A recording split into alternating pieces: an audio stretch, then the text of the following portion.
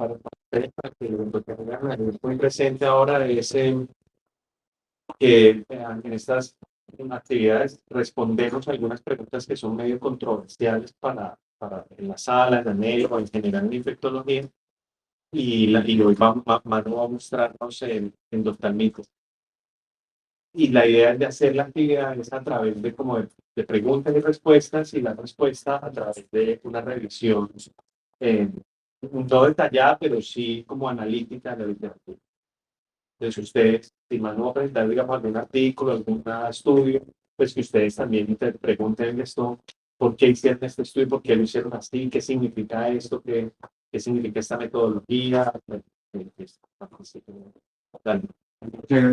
Escaneen por favor ahí el código para que puedan descargar la presentación de los artículos y puedan, ahorita si quieren, mientras vamos viendo los artículos, ahí están para que los puedan ir viendo. Bueno, entonces el día de hoy vamos a hablar sobre endoscarditis postraumática en pediatría a propósito de un caso que tuvimos. Este es un paciente de 11 años que es de Armenia, Quindío, y que tuvo un trauma contuso en la cara con un balón de fútbol que estaba semi-desinflado y esto le generó un trauma. El 15 de mayo, ellos estaban jugando unos partidos de fútbol, entonces consultaron a Pereira. En Pereira le hacen la primera intervención quirúrgica de urgencia. No tenemos datos exactamente cómo fue la primera intervención quirúrgica. Sabemos que un abordaje quirúrgico inicial con oftalmología y que este abordaje requirió una segunda intervención el 19 de mayo. Y en esa segunda intervención ya encontraron signos de endoftalmitis con un cultivo que le tomaron un vidrio, le hicieron una microectomía, le hicieron lavado de cámara anterior y posterior, le aplicaron inyecciones de vancomicina, mecacina, meropenem y vieron en esa segunda cirugía unas características de secreción que el oftalmólogo retinólogo describe como sugestivas de infección por gram negativo. Sí, pero eso muy inespecífico. O sea, sugestiones de secreción por gram negativo, ¿qué diferencia tiene de la gram negativo? A la primera para que escaneen el cuerpo. Ahí está la carpeta de los artículos que van a presentar. Entonces, ahí está la presentación, los artículos que los pueden descargar y los podemos ver durante la presentación. Bueno, este paciente le dan alta voluntaria y deciden venirse por sus propios medios a la ciudad de Cali. Consultan a cuarto nivel. Durante la estancia hospitalaria, desarrolló síntomas respiratorios, se hizo que no se tenía influenza, se decidió iniciar oseltamivir. Se hicieron estos exámenes, esta química, en la cual no era muy llamativa, la PCR realmente no era muy alta, era negativa. Había algo de usual, no es también la poca reacción inflamatoria respiratoria, que es lo que sale por el balón se inflama como tal o solo un trauma. Afortunadamente, esa información no la tenemos después. Sabemos que tuvo una segunda intervención donde sí requirió vitrectomía, pero parece que no un trauma, una laceración del globo ocular. Fue trauma contuso. Por la cual se medicina visual, el ojo rojo, dolor, y pues mucha sensación de dolor. Era lo que tenía el paciente. Cuando consultó especialmente y ahora consultó pasado. No sé, Es que antes consultó la feria.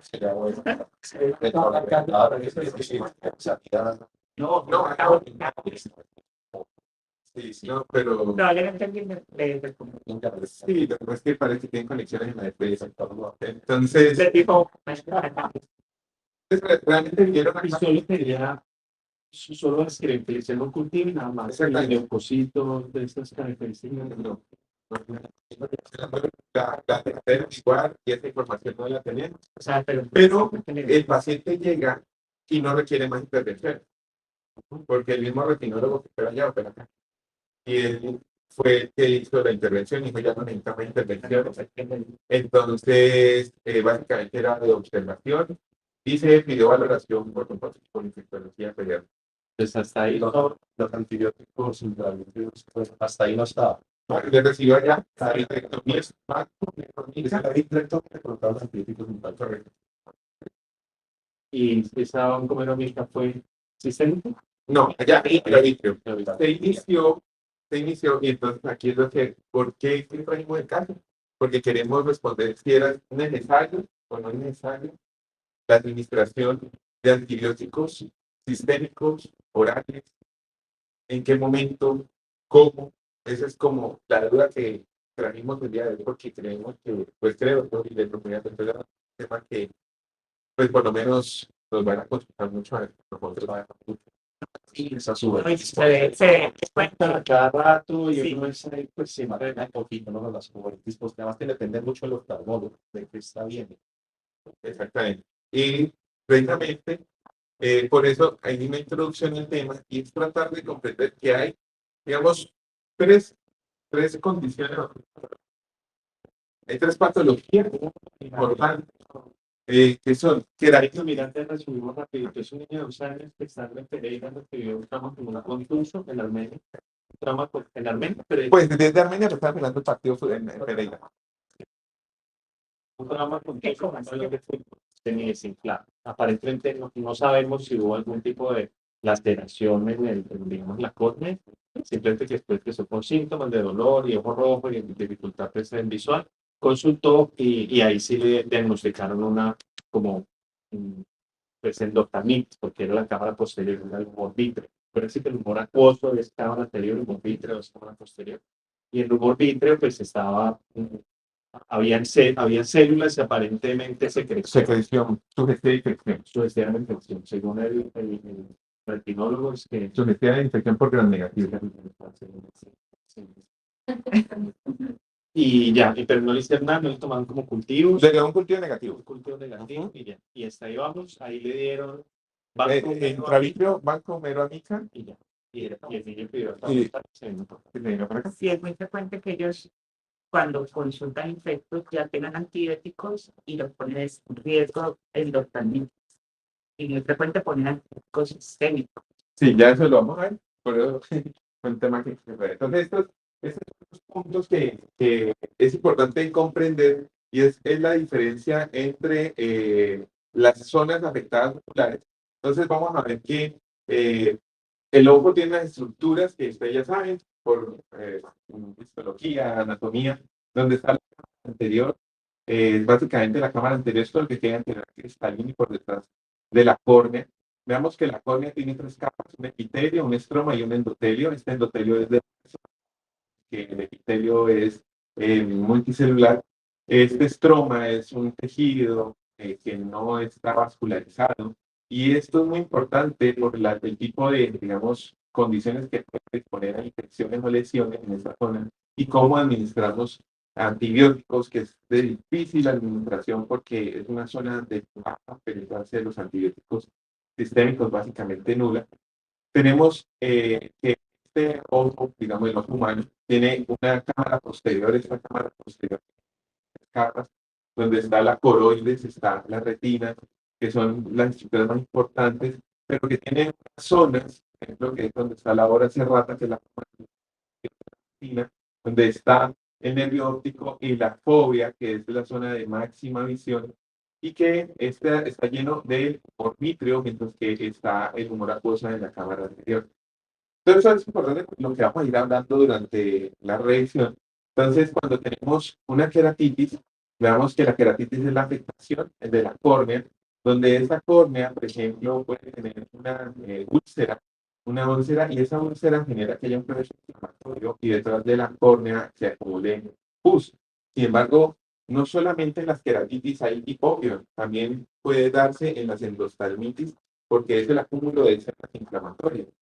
Por ejemplo, si ustedes ven esta lesión, que es con la especial de Wood, de los oftalmólogos, básicamente aquí vemos una lesión de herpes simple, cómo inicia el daño corneal antes de hacer una úlcera cuando no se maneja a tiempo. Pero también podemos tener infiltrados, por ejemplo, en anillo, que pueden ser en lesiones, por ejemplo, de varicela zoster. Tenemos que considerar ese hipopio, como les decía, no solamente en la queratitis, sino en la endoftalmitis. Y algo muy importante es que la endoftalmitis es la infección aguda o subaguda de las cavidades intraoculares, ya sea el humor vítreo, el humor acuoso o ambos. Donde la endoftalmitis normalmente, la mayoría de veces, el 90% es traumática. El 10% al 15% es endógena o por diseminación hematógena. Y en la mayoría, digamos, de estos pacientes hay una disminución rápida de la agudeza visual. Sin embargo, no todos desarrollan de forma inmediata el dolor, pero es algo presente en la mayoría de casos. Cuando son endógenas, especialmente, no hay tanto dolor inicialmente. Hay una inflamación difusa del segmento anterior y posterior. Y en casos avanzados, pues se pierde la capacidad de ver el fondo de ojo. Quiero que vean esta imagen, por ejemplo, que nos diferencia en la imagen de esta es la retina, que es en el fondo de ojo, donde tenemos, por ejemplo, lesiones polioretiniales, es decir, en la retina o en el coroides. Mientras que en la endoftalmitis, que es el humor vítreo, estas son lesiones por cándida y estas también son lesiones por cándida. Acá en el humor vítreo es diferente la observación porque es como si fuera un algodón. Entonces es la forma en que se ubica ya en el humor vítreo, mientras que acá es en la retina.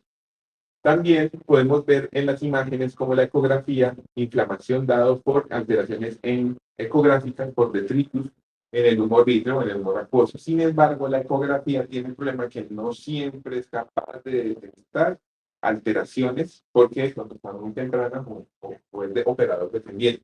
Por lo cual una ecografía normal no descarta 100% una endoftalmitis. Sí es una imagen que vaya a corroborar, pero no la descarta.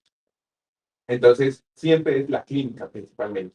Quiero mostrarles aquí en esta imagen dos cosas importantísimas que se hacen en oftalmología para el manejo de endoftalmitis. Una es la punción vítrea. La punción vítrea es inyectar a través de esta zona que es la pars plana por delante de la hora cerrada, se inyecta a través de una aguja en el humor vítreo antibióticos. Eso es la inyección intravítrea. Pero también es algo que hacen muchos los oftalmólogos en adultos, especialmente para aplicar un medicamento que se llama antifactor de crecimiento vascular endotelial y se utiliza mucho en retinopatía diabética. Por lo cual, es muy importante tener en cuenta que la mayoría de los casos de endoftalmitis en los adultos es postquirúrgica, es decir, por procedimientos invasivos. Cuando ya tenemos una lesión y tenemos que, aquí hay infección en el humor vítreo, hay que remover esa infección. ¿Cómo se hace? Esa infección se remueve de la siguiente manera. Se inserta una cánula de fluido. Esta cánula de fluido lo que va a permitir es inyectar una solución isosmolar, mientras que se impone otra aguja que se llama el vitrector. Y a través del iris, se observa con el vitrector, se empieza a retirar el vítreo, a dañar, retirarlo. Y este vitrector puede tener tecnologías ultrasónicas que permiten que haya una remoción completa del tumor vítreo. Y todo esto se reemplaza por y esto además se inyecta con antibióticos. Esto fue lo que hicieron al paciente, una vitrectomía, remover todo el humor vítreo. Además de un lavado de la cámara anterior, porque tenía hipopio, tenía seguramente tus celulares, entonces tienen que entrar a la cámara anterior y remover. Entonces, toda esta intervención es muy pasiva, por lo cual el paciente, una vez se le operó, se le recomendó que estuviera 20 horas al día boca abajo con su canastilla protectora y solo 4 horas descansaba de forma que estuviera sentado o boca arriba.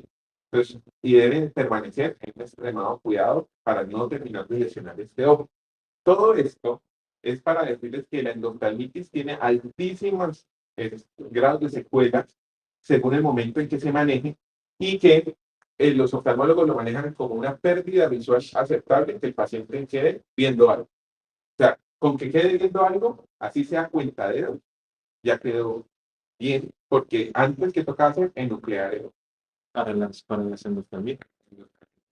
Entonces, como ya no hay que nuclear el ojo, sino que se hace la vitrectomía, se hace un manejo que han ido perfeccionando los retinólogos, entonces ya con eso, con que quede viendo a cuentaojos, pues podemos decir que estamos ganando. Las técnicas han mejorado, pero cuando vemos, digamos, estas técnicas, evidentemente son muy especializadas y nosotros pues tenemos que acompañarlos. Entonces, esta es la clasificación, esta es un artículo que me gustó mucho, que es del New England Journal, en el cual nos habla sobre la clasificación de las infecciones oculares, y entonces miren que las endocardititis exógenas, generalmente posoperatorias, pueden ser agudas, cataratas agudas o cataratas crónicas, inyecciones, como les decía, por inyecciones que se realizan, postraumáticas, relacionadas a otros procedimientos o a queratitis. Y esto nos ayuda a entender que no son la misma etiología microbiológica la que puede afectar. Esto está escrito ampliamente y vamos a ver algunos artículos que nos van a ayudar a ver cómo se relaciona esto, pero antes decirles que si la lesión es postoperatoria, lo más común es que sea estreptococo o estafilococo. Pero si es traumática, lo más común es que sea pseudomonas. Y es pequeño, ¿no? Fusarium aspergillus postraumática. Y depende del tipo de trauma. Y eso es otro punto. No es lo mismo un trauma por un balón como este paciente que un trauma por un elemento cortopunzante que un trauma. Entonces, material vegetal. Estaban sin casco, sin gafas, y entonces iban en la moto, en la bicicleta y se entierran alguna rama en el hombro. Eso tiene más riesgo de hongos. Entonces, esto lo han observado mucho porque según eso es que vamos a tratar de ver cuál podría ser la intervención o la antibiótica que se le da a ese paciente en el momento de la cirugía. ¿Qué es lo que es blood related? Eh, Sí, pues de contacto, sí. Lentes de contacto. Resulta, bueno, pues en este punto me voy a tener algo rápido, y es, en Estados Unidos hacen al año 2 millones de cirugías refractivas. el lente de contacto es lo de la cantamoeba. Sí, pero entonces ya no estoy para allá porque la cantamoeba es tan importante en los lentes de contacto. Y es que empecemos porque la cirugía refractiva, 2 millones de casos, pero solo el 0,0005% de las cirugías refractivas se convierten en endoftalmitis. Es decir, que la mayoría, a pesar de que cortan la córnea, la levantan, no generan endoftalmitis. La causa más común de endoftalmitis postoperatoria es la cirugía de cataratas por el reemplazo del cristalino y la infección, como les decía, de los medicamentos que se utilizan en retinopatía diabética. El uso de lentes de contacto, alrededor de 150 millones de estadounidenses utilizan, alrededor de 49 millones de estadounidenses utilizan lentes de contacto a diario. Y esos, el 99% no utilizan en algún momento una buena técnica de limpieza de mancha. O sea, solo el 1% se estima que es extremadamente juicioso para manejar sus lentes de contacto. ¿Cuál es la principal causa de contaminación? Que tiene un líquido de desinfección, requiere estar cambiándolos cada cierto tiempo, que no queden en un sitio húmedo con agua y no se use agua de grifo, porque en el agua de grifo viene a cantamoeba. Y entonces se contaminan de cantamoeba los lentes de usar agua de grifo para limpiarlos. Entonces, eso es lo más importante que ustedes tienen que preguntar cuando tengan un paciente con una infección ocular y usa lentes de contacto. ¿Cómo hace el mantenimiento de esos lentes de contacto? Si se lava bien las manos. Y el paciente que tenga trauma, evidentemente ver cómo fue el trauma. Hay una lesión ocular de la retina que es por herida de arma, por proyectil de arma de fuego, cuando se ubica por fuera del ojo. No lesiona directamente el ojo, pero se ubica en la órbita, genera un desprendimiento de retina con un hematoma. Esto tiene que ser llevado muchas veces a cirugía y este hematoma genera retracciones de la retina. Y ese sitio se ha visto que es un sitio o esa lesión es muy probable que pueda desarrollar endoftalmitis. Estos pacientes requieren una vigilancia estrecha en los siguientes días posteriores al trauma, porque no de forma inicial, pero pueden desarrollarla después, el endoftalmitis. Bueno, y listo. Entonces, otro término importante es uveitis. Entonces, uveitis es básicamente el compromiso de diferentes estructuras del ojo, donde podemos clasificarla, especialmente la uveitis es el compromiso, ¿no? de globo ocular que puede englobar incluso una endoftalmitis, una coreoretinitis, una queratitis. Es decir, cuando hablamos de uveitis, hablamos de un término más grande que nos engloba una uveitis anterior, aquella que compromete la región de la cámara anterior y está comprometiendo, además, posiblemente la coroides. Cuando hablamos de una uveitis intermedia, estamos hablando principalmente de compromiso del humor vítreo, de uveitis posterior, bueno, esto es cercano a la pars plana, de uveitis posterior es todo el humor vítreo y de panuveitis es todo un compromiso del humor. Sin embargo, las causas de uveitis usualmente son no infecciosas, son no inflamatorias en los seres humanos, por eso autoinmunes. Y si hay unas causas inflamatorias infecciosas, pero usualmente son endógenas o son relacionadas con toxoplasma, que sería la principal causa, pero o por herpes simple, por herpes simple y por virus, varicela zoster virus. Pero no es lo que vamos a abordar ya, y simplemente quiero diferenciarlo, que es algo que está relacionado con las infecciones oculares y que normalmente no es traumática, sino endógena. Pero este topso como Retinitis, como retinitis que hace parte del complejo de uveitis posterior, básicamente. sí, la coreoretinitis citomegalo, toxo, todo eso. Y la anterior, está el herpes simple, ¿no? O sea, más que es como una queratitis. Por eso que las intermedias principalmente son inflamatorias, igual que las anteriores son inflamatorias, y en barras azules oscuras son las causas infecciosas, donde la posterior, como el toxo, citomegalo, pues ahí sí predominan un poco más. Tuberculosis también. Tuberculosis es la ponen mucho en los artículos como tuberculosis, una causa común de uveitis posterior. También tuvimos casos con la ok. HTLV, la retinitis posterior, o sea, retinitis.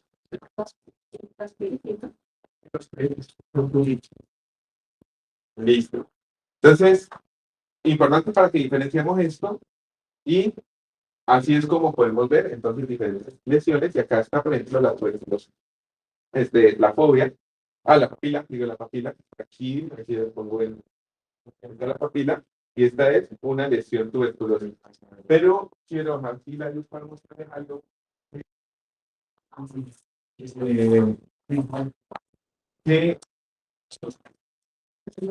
miren en la gráfica B, toxoplasma, esta lesión oscura, la que está señalada con flecha blanca, es la lesión por toxoplasma antigua, mientras que la lesión blanquecina es la lesión activa por toxoplasma. Entonces, en los pacientes que estamos en seguimiento del toxoplasma, esto es lo que estamos vigilando con el oftalmólogo. La pigmentación, que va bajando la necesidad de se va pigmentando la lesión. Está pigmentando hacia oscuro, fuera la lesión que ya es crónica antigua. ¿Sí? Y, por ejemplo, miren esta de abajo, aquí vemos en el C, varicela. Varicela, una correctinitis por varicela, donde lo blanquecino, lo más pálido, es zonas de necrosis aguda, y los rojos son zonas de hemorragia. Entonces, todo esto para poder creer que el ojo tiene muchas posibilidades de lesión. La retinitis Necrosática. Bartonella también es frecuente, ¿no? Retinitis. Sí, retinitis, que es como noche estrellada o algo así se la describe. ¿Listo? Entonces, esto para diferenciar. Ahora sí, al grano. Entonces, ¿cuál es el desenlace de una endoftalmitis postraumática en niños? Entonces, ¿será que es tan malo? ¿Será que les va a pasar? Entonces, para eso, este artículo publicado en la revista A de Londres, es una revista Q1 con CIMA Journal Running. Eso significa una clasificación que se utiliza para poder ver qué tanto impacta esta revista por la capacidad que tiene en sus publicaciones ser visibles y ser utilizables por encima del promedio de las revistas de su novela. Entonces, esta revista está por encima de 1, es 1.27, Entonces tiene un imago, Journal Range de 2.27 y un H-index de 132. Esto significa que el H-index o el índice H de publicación de revistas es que en los últimos 3 años, por cada 132 artículos, 132 citaciones. Entonces, un H-index de 132 es un buen nivel de citación. Esta revista es publicada, pues, digamos, por unos autores que tienen, el autor principal tiene 222 publicaciones que ha hecho a nivel infeccioso, pero especialmente de oftalmología. Entonces, el artículo se llama Endofraditis postraumática en 143 ojos de niños y adolescentes de la India. Entonces, este artículo que nos dice, es un estudio que hizo retrospectivo, una serie de casos de intervenciones, donde hubo 214 ojos, de los cuales 214 eran niños, y finalmente de esos 214, 143 eran postraumáticos. Este era un centro oftalmológico terciario que fue entre diciembre del 97 y diciembre del 2007. Fueron 10 años de seguimiento en el sur de la India, donde no se tuvieron en cuenta pacientes que tuvieran cirugía ocular en los últimos 3 meses, hubieran tenido sepsis durante su atención, ni un foco sistémico, es decir, una endocarditis u otra infección distal que hubiera sido sugestiva que hubiera generado embolia séptica.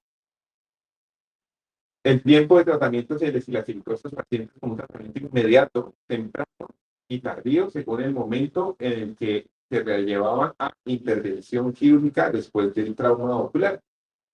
En este estudio que encontraron, básicamente, de esta tabla, importante decir que 133 tenían, es el 93% tenían trauma penetrante y 7% tenían ocular, estallido ocular. La ruptura del lente se daba en el 36% de los casos. Y entonces, aquí es muy importante que ellos nos dicen, hay que tener en cuenta las características clínicas que ellos observaron y vieron que el 35% tenían cataratas en el momento de la presentación, hipopios en el 31%, lesión retiniana, desprendimiento retiniano en el 20%, y FEMA en el 16%, que es el sagrado en la cámara anterior, el absceso corneal. Y entonces estas lesiones no significa que todos lo tuvieran todos, pero sí son las más frecuentes que se pueden observar en los pacientes. Encontraron de los 143, finalmente pudieron aislar estos microorganismos. Fueron en total 55 aislamientos de los 143. Y eso es importante. Miren que estamos hablando que es un tercio, más o menos, un poco más de un tercio de aislamiento. Esto está escrito en la literatura. La obtención de los cultivos no se obtiene positivo más del 40-50% de fosfato. Eso le podría ser algún filmado de... Entonces se ha hecho técnicas de PCR, para esto, pero no las han podido estandarizar. Sí lo han intentado, y hay estudios que tratan de ver PCRs múltiples o únicas, pero todavía no encontré una publicación que me diga comparación de PCR, pero sí lo describen que se hace en algunas partes. Llevan esto a PCR, pero han encontrado que la recuperación no es tan buena. No es tan buena. Tejido es de nada, ¿no? Sí. Uy, eso yo lo pego. Pues es pues claro, ahí podemos obtener del tejido, esto es un tejido. Este se pudiera ver si se puede procesar por volumen, habría que ver el tamaño del volumen que se da. Entonces, ¿qué encontraron? Por ejemplo, en estos 143 pacientes, en 31 de los pacientes, Enterococcus, Bacillus cereus, esto es muy importante, lo describen mucho en la literatura, el Bacillus cereus, Bacillus Noel, Pneumoniae, Staphylococcus aureus, Pseudomonas, y miren que llamativamente, Uy, no, eso se chapea. No, pero Pseudomonas ya eran positivos. Pues era una propia neobacteria. claro. Porque ellos encontraron dentro de los gram negativos la principal causa de ellos fue Klebsiella cerevisiae, Bacteroides, Acinetobacter, pero en otras publicaciones, pues, en otros, pues, digamos, pues la mayoría de esto es retrospectivo, lo que hace. Ese es un buen journal, ¿cierto? Y dices al principio esto fue increíble. Entonces, ellos tienen usualmente detección de obras, pero la microbiología de la India, del sur de la India, en este hospital, es muy específica.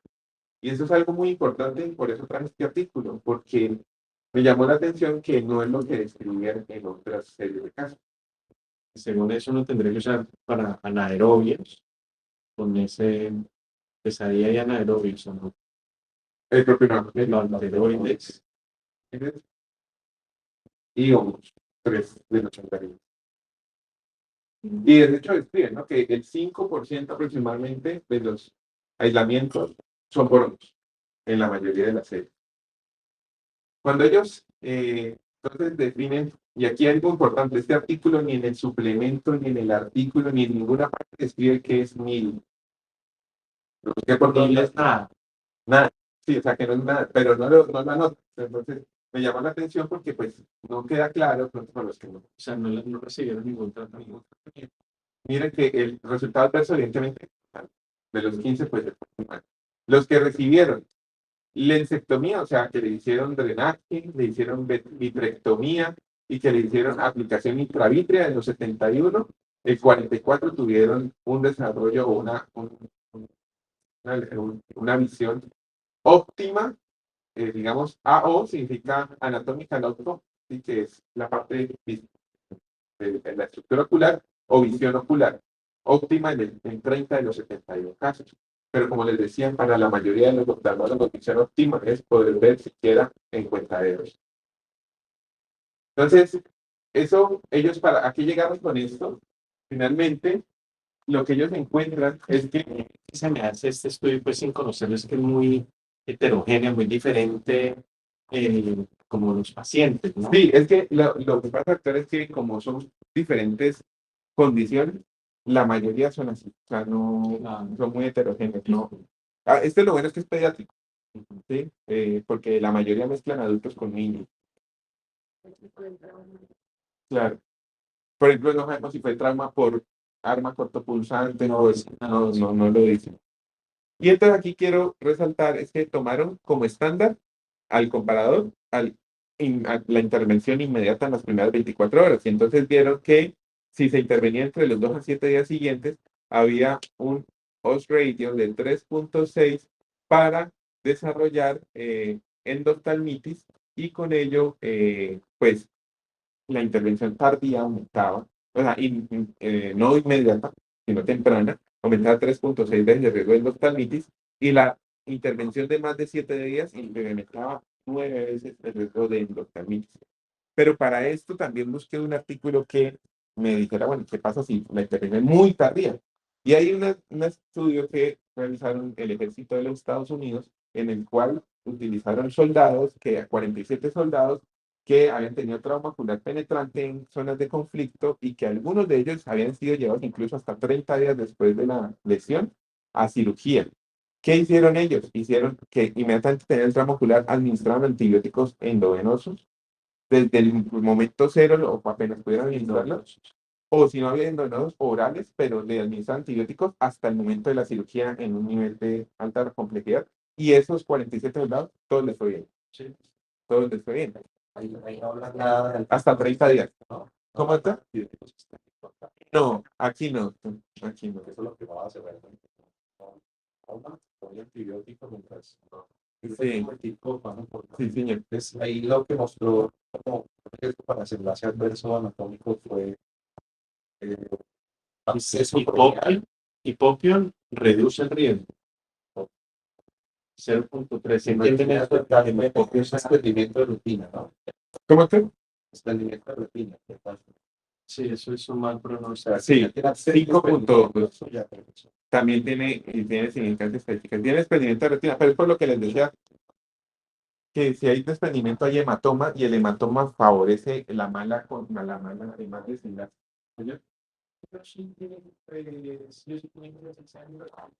Ya, eso ya lo porque hay comparaciones al sistema y orales. Porque yo recuerdo pues, cuando era sobre conmigo, no, sí, vamos a ir a mucho más duro todo, ¿no? Entonces, ahí me estoy comparando orales con el otro. Ya lo vamos a ver. Y Bueno, pero porque la otra es sin antibióticos, bueno, no. también hay un artículo sobre eso. Pero eso antes lo miramos, lo vamos a mostrar. Sí, Sí, porque en la anterior lo que decía Juan, entonces como que yo creo que según esto, lo que no, ustedes saben esto, bueno, ahí les cuento los que no. Siempre miran el odds ratio y el intervalo de confianza es el 95%. Entonces eso, si eso pasa del 1, el intervalo de confianza cruza el 1, es que no hay una asociación importante, significativa. Entonces, por ejemplo, hay uno, bueno, eso lo más rápido con el valor P. Pero lo que decía Juan, el absceso corneal, un riesgo, eso es riesgo de AO es adversa anatómica, es el desenlace anatómico. Entonces, absceso corneal, pues es un riesgo de detachment, ¿no? Desprendimiento de retina es un riesgo. Y lo de abajo, ¿no? El intervalo, yo creo que eso es, pues eso es lo único que no puede intervenir, lo otro no, pues, no es modificable, ¿no? Lo otro No lo yo creo que es porque, pues fueron países que llegaron a llegar a los familias. porque Que la diferencia sí, la eso es diferencia es una cosa que uno como cuando está escribiendo o cuando está revisando debe evitar. Es como, no sé, como que el factor de riesgo pero la use, que llegue con una presión de shock, el shock, es claro que es un factor de riesgo. Se ven los intervalos, tendrán los intervalos. Como haciendo Sí, sí, eso es porque, pues claro, vitrectomía es un factor de riesgo de enlace, porque es casi que en nucleación, bueno, es lo mismo. Pero eso, ¿entendés? Eso es muy asociado, obviamente asociado, y pues no es una variable de exposición que se pueda modificar. a la teoría del trauma. Sí. Pues, es una gráfica que también nos permite decir cómo, digamos, tenía el- la agudeza visual. Entonces, el PL significa cuentadedos, de cuentadedos. Entonces, solamente cuentadedos, por ejemplo, al momento de la presentación, pero si se les hacía intervención, entonces terminaban, pues, menos cantidad de pacientes con. Pero el que no veía, digamos que lo que ellos nos interpretan es el que no veía ni siquiera cuentadedos, posiblemente no iba a terminar con una recuperación. Esto no es muy claro en el artículo, pero entonces por eso le apliqué la lectura crítica. Entonces, ¿se trata de un estudio que centra un tema claro? Sí, me pareció que sí. La cohorte reclutó de manera adecuada, pues digamos que es una cohorte retrospectiva, entonces pues tomaron durante 10 años los pacientes de un centro que ellos mismos manejaron. Se midió de forma precisa, trataron de verlo, pero entonces aquí lo que estábamos viendo es que, por ejemplo, el desenlace de anatómica adverso, el resultado anatómico adverso, pues con lo de la vitrectomía, pues ya evidentemente ahí hay algo que pudiéramos ver que está tratando como de ver otras variables para mostrar más resultados. Se ha tenido en cuenta posiblemente los factores de confusión. Yo creo que ahí les faltó porque no se controlan todos los factores. Como estábamos diciendo, es que es un paciente en población demasiado heterogénea. El seguimiento fue lo suficientemente largo. Sí, ellos tuvieron un seguimiento. Ese es otro tema, mano. O sea, uno tiene que tener cuidado qué controla y qué no controla. Por ejemplo, obviamente, si tenés vitrectomía, no puedes tener en el mismo modelo vitrectomía y severidad en trauma, por ejemplo, porque pues ellos están en la misma vía de asociación entre la causa y el efecto. Entonces, un confusor no puede estar en esa vía. En todo caso, en ese habría que quitar uno de los dos, en ese caso, habría que quitar vitrectomía. Entonces, hay que tener cuidado cuando haces el modelo, qué factores vas a incluir como confusores. Estos pacientes describen que fueron seguidos por al menos en promedio por 23 meses y el 39% tuvo un desenlace anatómico óptimo y solo el 27% logró un resultado visual funcional, porque cuenta de pues básicamente no funciona. La vitrectomía ya lo vimos. Entonces, ¿cuál es la precisión de los resultados? Me parece que a veces algunas cosas quedan como difícil la interpretación porque son variables que pueden ser muy diferentes si lo digamos por subgrupos. ¿Te parece increíble? Yo creo que sí. Hay cosas que sí pueden ser coherentes con lo que sabemos de la literatura y estos coinciden con la mayoría de las cosas que se dicen en otras publicaciones. Se pueden aplicar, hay que tener mucho cuidado porque ya dije, pues, es un grupo muy específico allá en el sur de la India y esto definitivamente sí me recuerda que debemos hacer una intervención precoz. Listo. Entonces, este primer artículo me parece que era interesante para poder aproximarnos a cuál era ese desenlace que pueden tener los pacientes.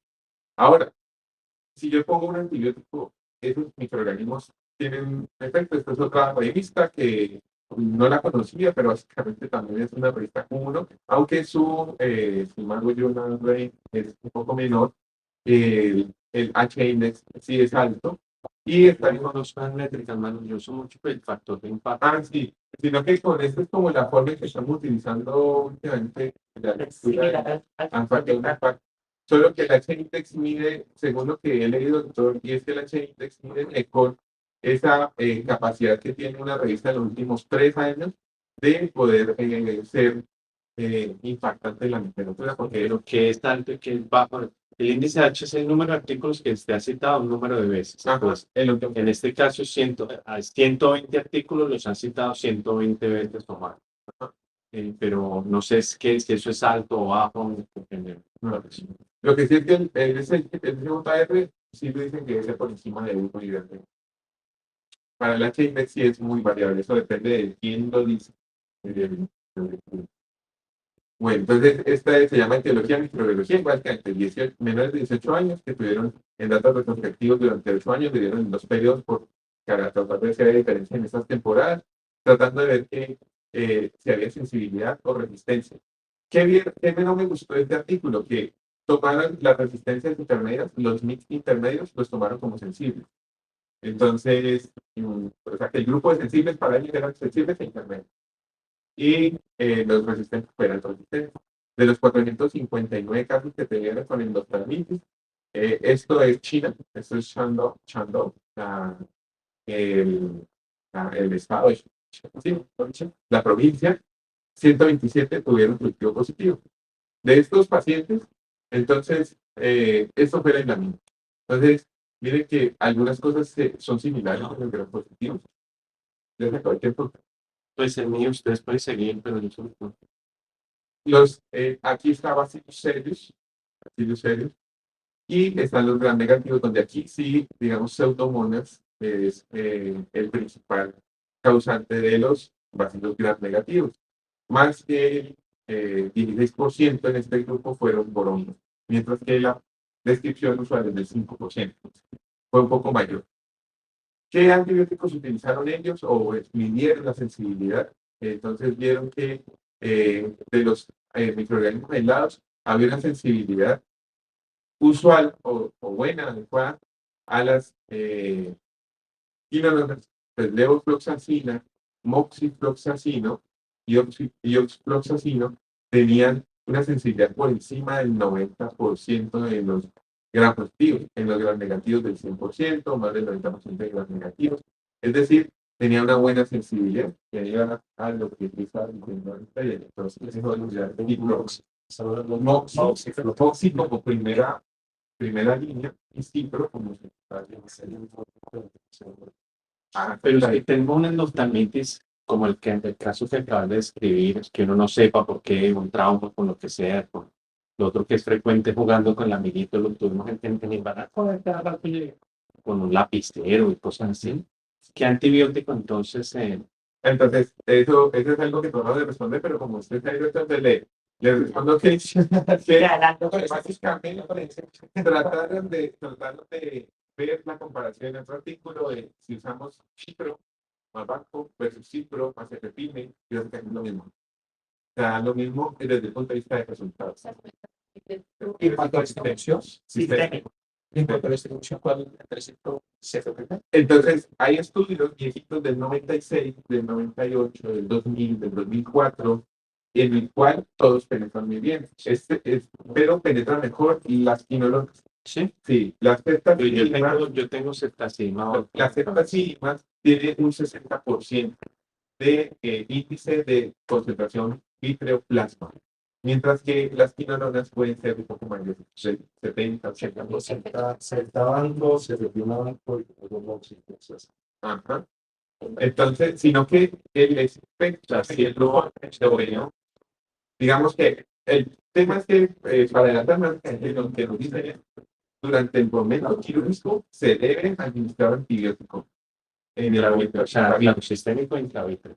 pero una vez pasa la cirugía, le echa ya Del sistémico, no hay evidencia De hecho, hay de nada.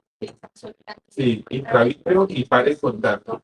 No hay nada de evidencia que diga que dejar los antibióticos posteriores va a mejorar o empeorar el desenlace del paciente.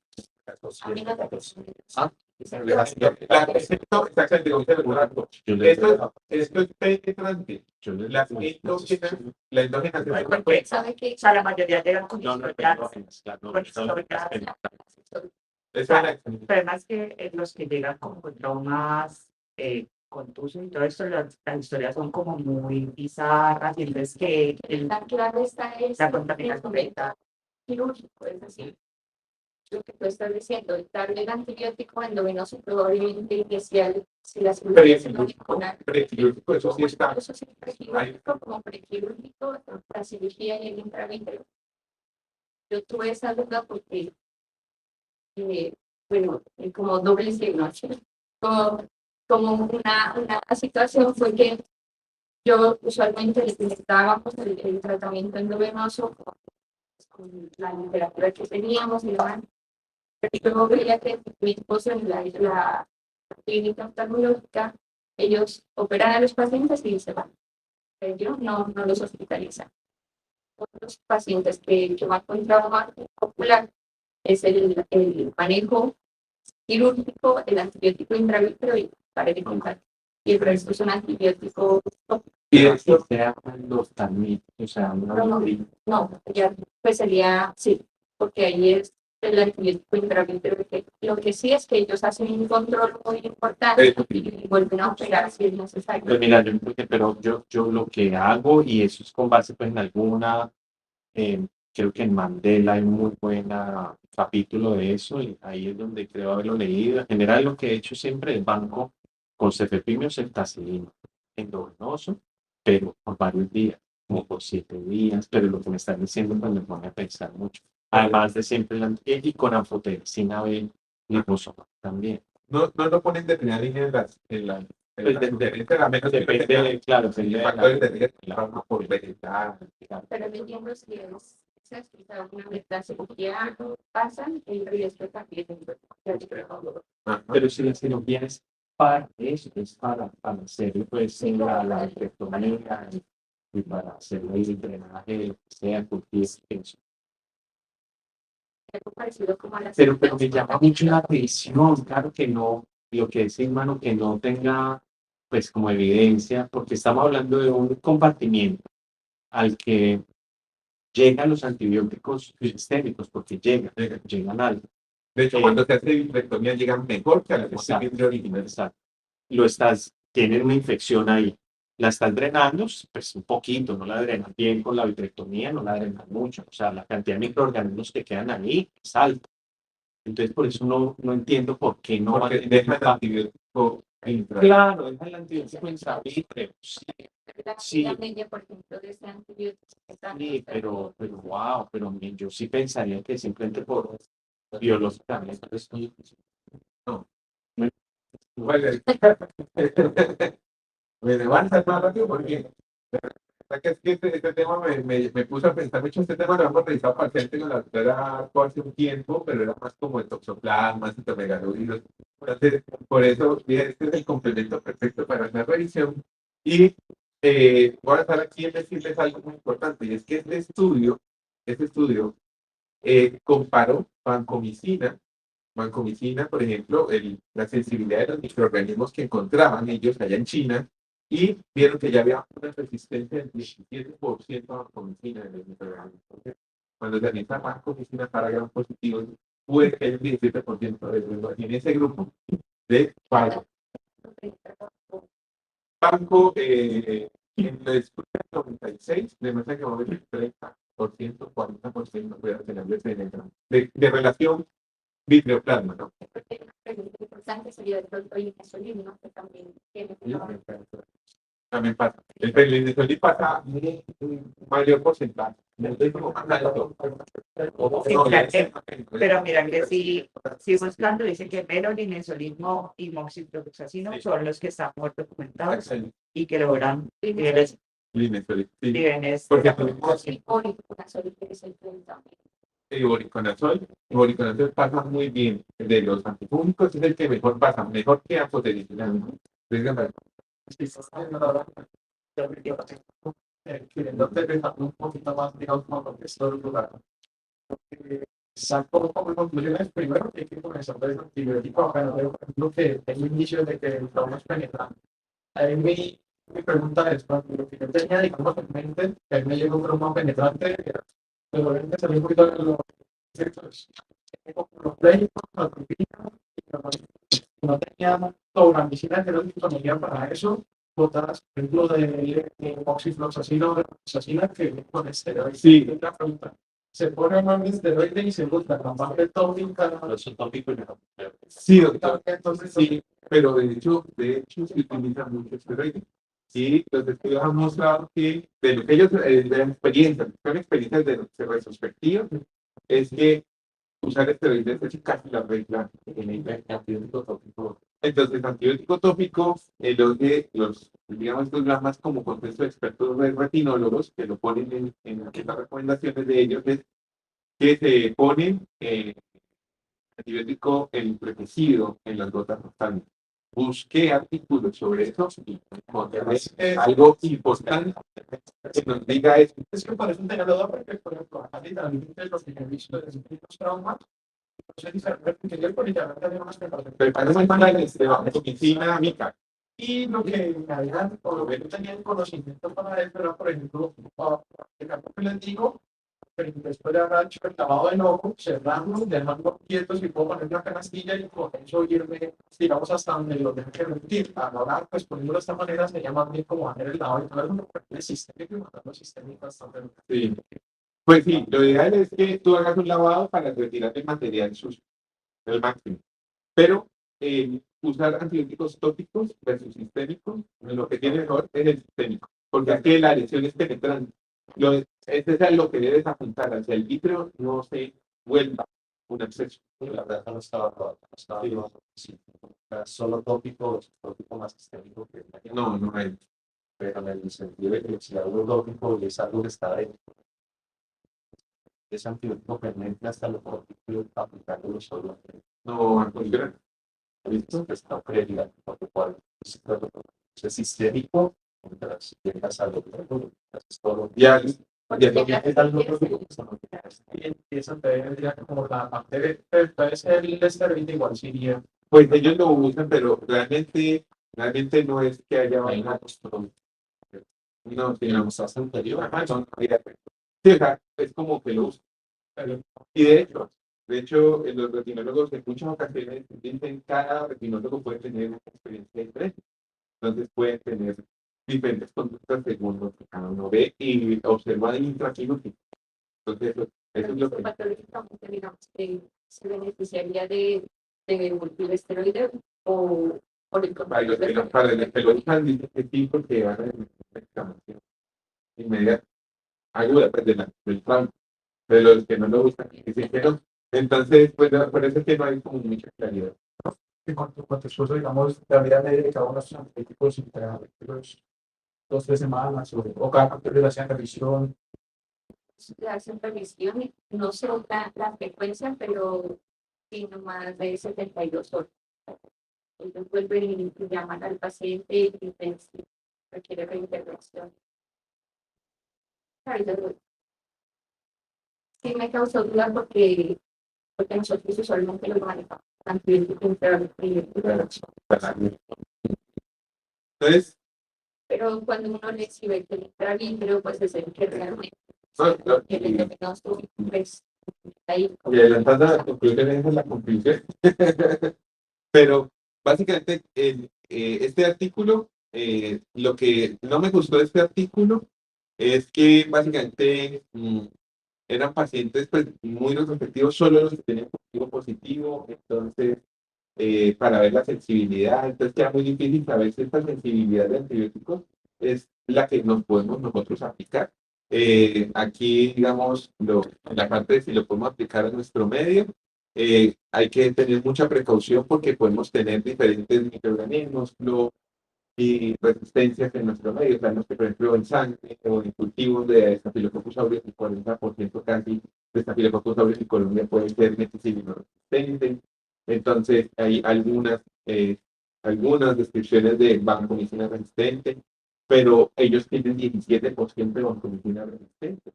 Es muy alto. Entonces, ujú. Entonces, pues tenemos básicamente, hay que tener presente esto en el futuro próximo porque puede que cambie la recomendación.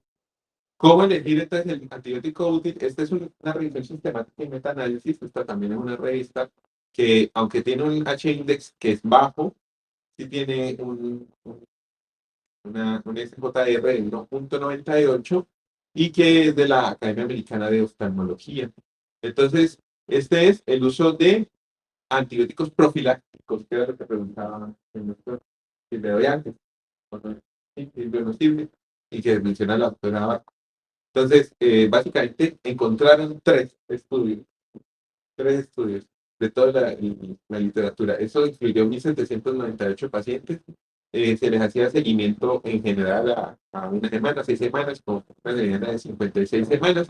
Estos estudios entre estos tres, en estos se clasificaba por edades adultos, entonces son adultos, y el uso de antibióticos que utilizaron, mire, cefazolina, cefuroxime, ceftazidima, ciprofloxacina. Entonces aquí el grupo oral, desde el grupo oral cefuroxima y en el grupo oral ciprofloxacina. Y aquí el grupo endovenoso más grupo oral cefazolina y ciprofloxacina y en el grupo intravenoso ceftazidima.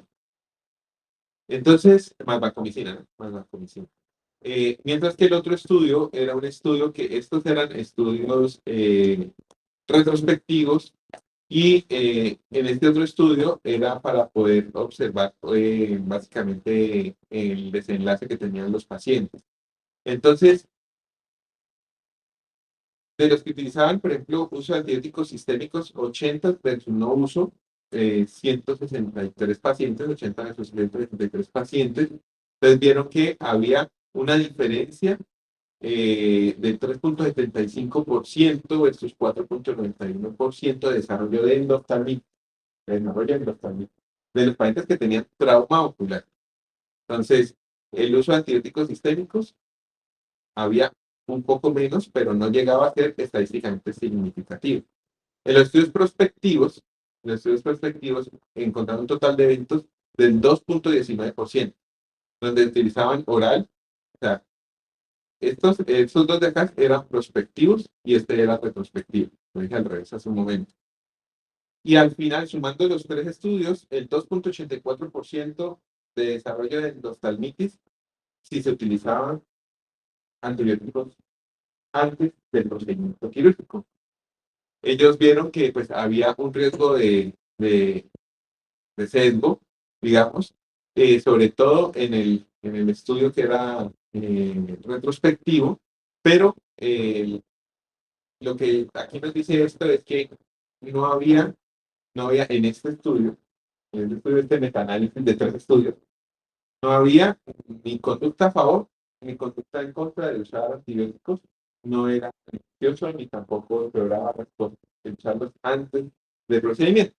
Pero esto es Preoperatorio. o sea, ¿cuánto tiempo antes de Estamos hablando, aquí no ponen cuánto tiempo? Eso es lo que desafortunadamente en esto aquí creo que nos dice Por 3 días. el tiempo. Presentación y vancomicina. Sí, por 3 días. Sí, por 3 días. Ajá. Y es profiláctico y lo hacen antes de y durante la cirugía y hasta después de la cirugía. Sí, pero era profiláctico, porque todavía no tienen signos de endoftalmitis. Estos pacientes que tuvieron el trauma, pero todavía no tienen endoftalmitis. ¿Sí? Entonces, ellos no encontraron en esta revisión sistemática alguna diferencia. Pero, como digo, es que esto es un estudio de metaanálisis de 3 artículos. Lo que escriben la mayoría de los estudios, que son de series de casos retrospectivos, que no son ensayos clínicos, son pónganle antibiótico, y le pusimos antibiótico y el desarrollo de también fue.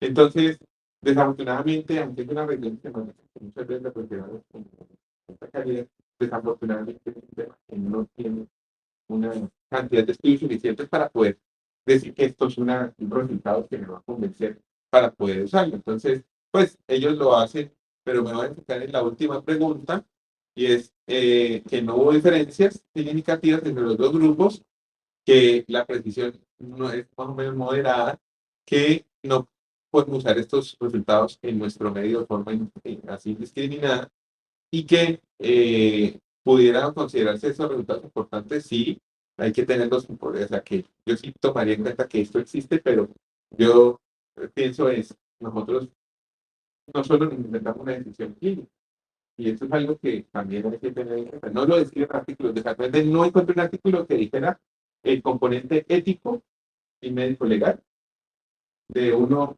no darle mayor por antibiótico. Eso también es algo que no está escrito.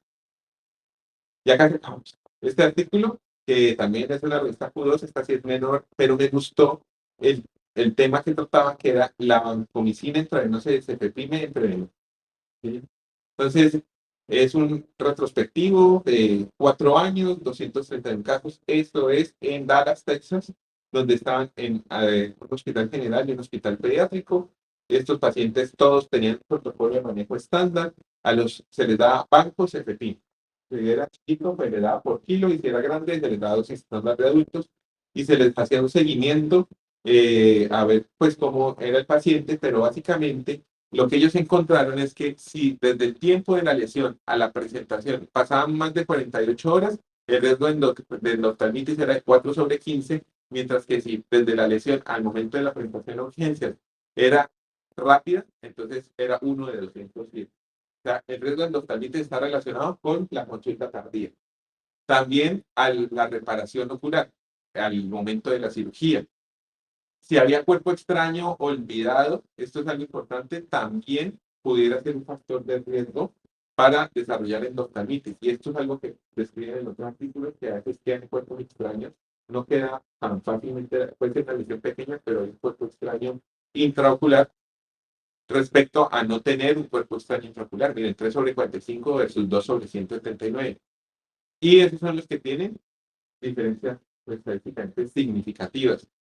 Siendo esto, entonces, que ellos compararon, esto en Dallas compararon con los estudios que había previamente, qué antibióticos utilizar y cuál era la tasa de endoctalmitis que podían desarrollar. Y miren que estos estudios de 94, por ejemplo, utilizando cefalosporinas por 24 horas, el riesgo era 4%, cefalosporinas y aminoglucósidos, esto estamos hablando de intravenosos, ¿no? Sistémicos. Era de 4.2, aminoglucósidos antes de la cirugía con cefalosporina 5.6, esto era por 3 a 5 días y esto era solo antes de la cirugía. Cefalosporina y gentamicina 2.6, vancomycina 0.9. Entonces, por eso es que el estándar por ahora ha sido usar vancomycina, porque es los que han mostrado que vancomycina, todo lo que tenga efecto antiseudomonas, es lo ideal. Entonces, este estudio, básicamente, lo que me dice es que podemos utilizar esto en nuestro medio, podría ser con consideraciones de un tiempo rápido de atención, en este que mejorar las cosas, y que por experiencia propia, les digo, yo cuando era residente de 3er año, fuimos un trauma ocular en mi ciudad, y la EPS se demoró 5 días en remitirlo a cirugía de vitrectomía, y el paciente terminó con pérdida ocular. Y 5 años después, yo firmé como residente, 5 años después me llamaron a los juzgados a rendir cuentas por ese paciente, a pesar de que la pediatra no la llamaron, me llamaron también por residente. Entonces, residentes para que lo tengan presente. Entonces, afortunadamente, les digo, yo me acordaba de ese paciente perfectamente, porque le digo, Lo que les confían a los administrativos, digo que no. exactamente. Todo eso nos salvó al hospital por mi historia clínica, porque como reciente me apropié de mi paciente, puse mi nombre y lo que yo había hecho y lo que había dicho, y eso evitó que al hospital involucraran en la demanda. Evidentemente, ese paciente, por la consulta y la cirugía tardía de estrectomía, perdió el ojo y le tuvieron que bloquear. Entonces, esto es algo que ustedes tengan que entender. Es una urgencia patológica. Esto no es, esperemos que la EPS le dé permiso ni nada. Urgencia, urgencia. Entonces, ¿qué he concluido con esta revisión? Que me gustó leer el tema y sobre todo que iba a la doctora, que es la que primero aprendió esto hace tiempo. Entonces, Está cercada, está ubicada. gracias por venir. Pero es que hay que darle los gustos a la doctora. No, pues, Es que me generó la duda. Y es que esto definitivamente puede tener secuelas graves para la vida. Una cirugía inmediata es lo mejor. Que los antibióticos, bueno, los antibióticos sistémicos, los antibióticos endovenosos profilácticos pudieran ser útiles, pero no es suficiente. Creo que la pregunta no se resuelve por la literatura. Exactamente. Y que si lo vamos a dejar postoperatorio, ¿cuánto tiempo? Hay una revisión estratégica que no traje que dice 24 horas. Igual de buena la revisión sistemática que les traje. Y decía, no deje más de 24 horas postoperatorio. ¿Por qué? Porque no hay evidencia que diga que va a servir dejarlo postoperatorio. Entonces, cada grupo tiene que tener un trabajo, una experiencia, una comunicación interdisciplinaria y evidentemente hay que evitar que los pacientes se presenten accidentes, uso de gafas protectoras en entornos de alta posibilidad de trauma ocular. Y bueno, eso es todo. No sé. Muchas gracias. No sé si la doctora Daniela quiere decir algo. Hola, ¿me escuchan? Sí, ahí te escuchamos. Bueno, no, Manu, no, súper chévere que hayas hecho esta presentación. Yo creo que el mensaje importante es siempre individualizar al paciente y pues todo lo que hablaste de la acción rápida en cuanto a llevarlo a cirugía, idealmente en las primeras 24 horas y todos los otros factores van a influir a un mayor riesgo de desarrollo de la endoftalmitis. Yo creo que nosotros utilizamos donde estamos Banco Septacidima, no tenemos FPIME ahí donde estamos y así es como funciona.